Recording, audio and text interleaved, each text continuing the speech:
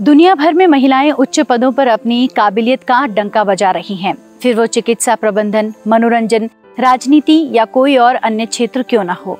दुनिया में यूं तो बड़े देशों की राजनीति में महिलाओं की भागीदारी लगातार बढ़ रही है, लेकिन अभी भी ये सुनिश्चित अनुपात में नहीं है। हालांकि दुनिया के कुछ देश ऐसे हैं जहां चुनी हुई महिला प्रतिनिधियों का प्रतिशत दुनिया भर के लिए मिसाल बना है।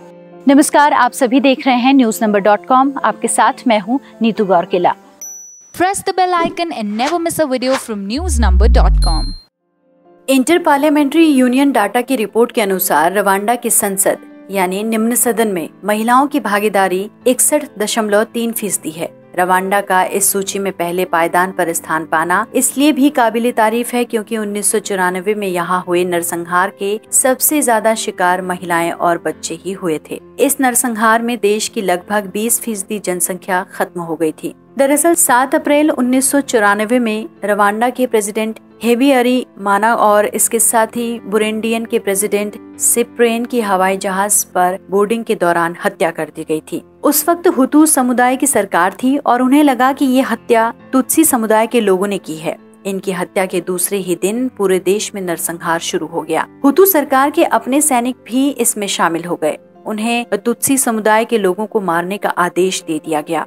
इस नरसंहार में कुछ ही दिन में 80,000 से भी ज्यादा तुत्सी समुदाय के लोगों को मार दिया गया। कई देश छोड़कर भाग खड़े हुए। रवांडा के इस हादसे के बाद महिलाओं के लिए नए द्वार खोले और 30% राजनीतिक सीटें उनके लिए आरक्षित की गयी।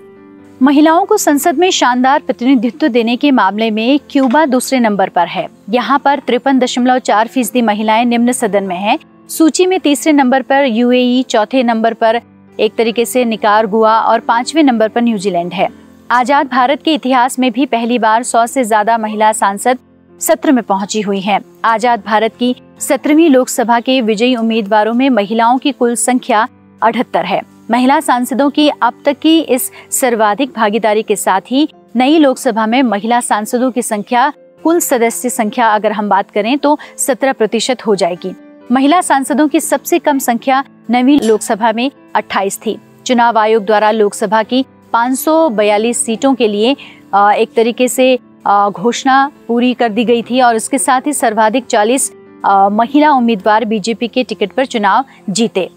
वहीं कांग्रेस के टिकट पर सिर्फ पार्टी की वरिष्ठ नेता सोनिया गांधी ने महिला उम्मीदवार के रूप में रायबरेली से जीत हासिल की थी। इसके अलावा केंद्रीय मंत्री स्मृति ईरानी ने अमेठी में कांग्रेस अध्यक्ष राहुल गांधी को शिकस्त देकर ऐतिहासिक जीत दर्ज की थी।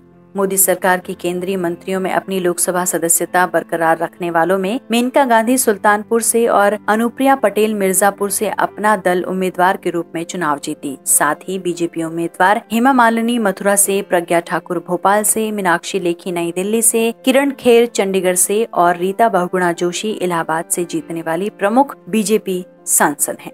बता दें कि 17वीं लोकसभा के लिए देश में सबसे ज्यादा 78 महिला सदस्य चुनकर भेजी थी। राज्यसभा में अब कुल 25 सदस्य हो चुकी हैं। लोकसभा में 14.36% और राज्यसभा में 10% से ज्यादा महिला सदस्य हो गई हैं। लेकिन कुल महिला सांसदों में से 6 यानी कि 5.8% ही केंद्रीय मंत्रिमंडल में शामिल हैं। लोकसभा में 1951 से 2019 तक लगातार महिलाओं की हिस्सेदारी बढ़ती गई है। तो आज के लिए बस इतना ही। देखते रहिए newsnumber.com।